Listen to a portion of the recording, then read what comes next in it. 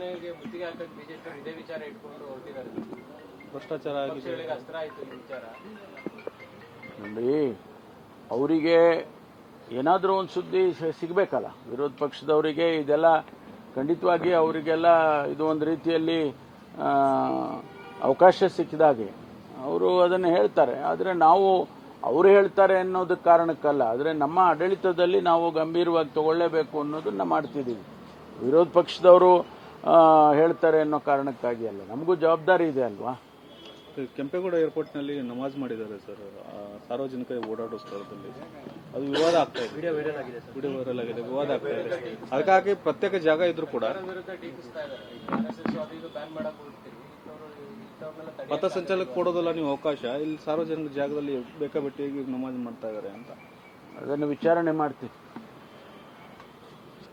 CM ಮನೆಗೆ ಮುತ್ತಿಗೆ ಹಾಕಕ್ಕೆ ಬಿಜೆಪಿ ಇದೇ ವಿಚಾರ ಇಟ್ಕೊಂಡು ಹೊರಟಿದ್ದಾರೆ. ಭ್ರಷ್ಟಾಚಾರ ಆಗಿದೆ, ಅಸ್ತ್ರ ಆಯ್ತು ಈ ವಿಚಾರ. ನೋಡಿ, ಅವರಿಗೆ ಏನಾದರೂ ಒಂದು ಸುದ್ದಿ ಸಿಗಬೇಕಲ್ಲ. ವಿರೋಧ ಪಕ್ಷದವರಿಗೆ ಇದೆಲ್ಲ ಖಂಡಿತವಾಗಿ ಅವರಿಗೆಲ್ಲ ಇದು ಒಂದು ರೀತಿಯಲ್ಲಿ ಅವಕಾಶ ಸಿಕ್ಕಿದಾಗೆ ಅವರು ಅದನ್ನು ಹೇಳ್ತಾರೆ. ಆದರೆ ನಾವು ಅವರು ಹೇಳ್ತಾರೆ ಅನ್ನೋದಕ್ಕೆ ಕಾರಣಕ್ಕಲ್ಲ, ಆದರೆ ನಮ್ಮ ಆಡಳಿತದಲ್ಲಿ ನಾವು ಗಂಭೀರವಾಗಿ ತಗೊಳ್ಳೇಬೇಕು ಅನ್ನೋದನ್ನ ಮಾಡ್ತಿದ್ದೀವಿ. ವಿರೋಧ ಪಕ್ಷದವರು ಹೇಳ್ತಾರೆ ಅನ್ನೋ ಕಾರಣಕ್ಕಾಗಿ ಅಲ್ಲ, ನಮಗೂ ಜವಾಬ್ದಾರಿ ಇದೆ ಅಲ್ವಾ. ಕೆಂಪೇಗೌಡ ಏರ್ಪೋರ್ಟ್ನಲ್ಲಿ ನಮಾಜ್ ಮಾಡಿದ್ದಾರೆ ಸರ್, ಸಾರ್ವಜನಿಕ ಓಡಾಡೋ ಸ್ಥಳದಲ್ಲಿ.